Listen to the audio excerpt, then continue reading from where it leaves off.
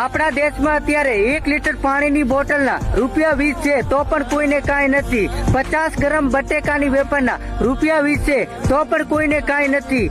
1 kilo ટમેટાની સોસની બોટલના ₹100 છે તો પણ કોઈને કાંઈ નથી. અને ડોક્ટર ખાલી મોઢું જોવાના જ ₹500 લે છે, એને આપણે એન્ટ્રી ફીસ કહીએ છીએ. અને સરકારી સ્કૂલમાં મનફાવે એમ ફીસ લેવામાં આવે છે તો પણ કોઈને કાંઈ નથી. અને દુકાનદાર એને મનફાવે એમ ભાવ લે છે તો પણ કોઈને કાંઈ નથી.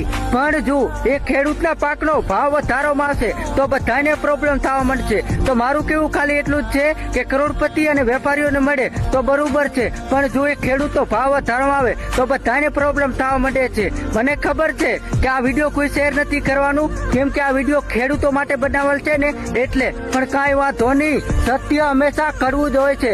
જય જવાન જય કિસાન.